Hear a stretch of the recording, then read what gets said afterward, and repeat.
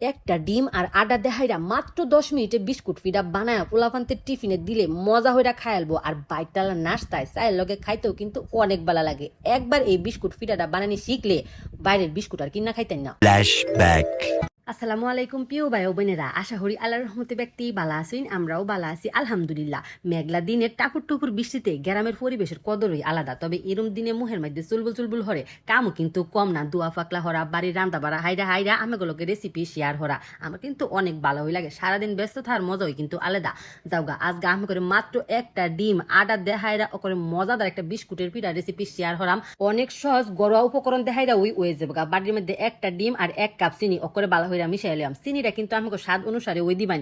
যে কোনো মিষ্টি খাওয়ানোর মধ্যে চিনিটা আমি একটু বেশাই ওই দিই। যাওগা ডিম আর চিনিটা ভালো হয়ে মিশাই হারলে সাদা সাদা হয়ে যাবো। হ্যাঁ বেলা দেওয়া দিছি সয়াবিন তেলের পরিমাণটা একটু বেশাই ওই দিছি। আবারও ভালো হয়ে মিশাই হাইরা দেওয়া দিছি গুঁড়া দুধটা দিলে এই বিস্কুট ফিডাটা খাইতে অনেক অনেক বেশি ভালো লাগে। ওখানে দেওয়া দিছিল আদা, তবে আমরা চাইলে ময়দাটাও ব্যবহার করতে পারি। যাওগা গুঁড়া দুধ আদা আর হয়েছিল ডিম বালা হইরা মিশাই লইছি। দেখছি নি বেলা একটু আদা ওই কিন্তু হয়েছে।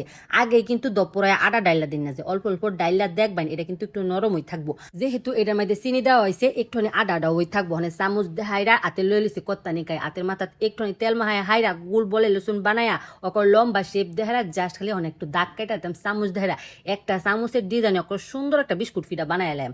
আমরা যে কোনো ডিজাইনই হরতাম কিন্তু সমস্যা হই নাই। আবার ডিজাইন সারা খাইতেও কিন্তু একই রকমই লাগবো। তবে চোখের মধ্যে যেটা দেখতে ভালো লাগে সেটা তো খাইতেও মজা লাগবো। থালির মধ্যে একটু তেল ব্রাশ হইরা হাইরা অক করে এখন খালি পিঠাটা জমায়াম। তবে জমানির চাইতে লড়ার মধ্যে তেল দেহাইরা একটু তোতা হইবো আর জাস্ট খালি বানাইবান আর তেলের মধ্যে দিবান, এটা বেশি সুবিধা। থালির মধ্যে থইয়া হাইরা এটা আবার উড়ানির সময় একটু পিঠাটা লম্বা লম্বা হয়ে জায়গা যাওগা। আমি একটু সাবধানতা অবলম্বন হইরা হাইরা অনেক জাস্ট খালি পিঠাটা তেলের মধ্যে দাম। আমি করে দেহানির খাতিরে ব্যাগটা পিঠা করে বানায় হাইরা অনেক খালি তেলে দেম। পর্যাপ্ত পরিমাণে তেল দেহাইরা যখন তেলটা কুসুম গরম হয়ে আইব হেবালা কিন্তু পিঠাটা দিয়ে দেম। অতিরিক্ত গরম তেলের মধ্যে পিঠাটা দিলে উপরে দেহারা চালায় কালার আয়া পূর্ব ভিতরে ফুলতো না। যাওগা অক করে মৃদু আছে সুন্দর হইরা গোল্ডেন ব্রাউন হইরা বাইর জ্বালাইছি। বাস দেখছি নিবালা কতটা সুজা।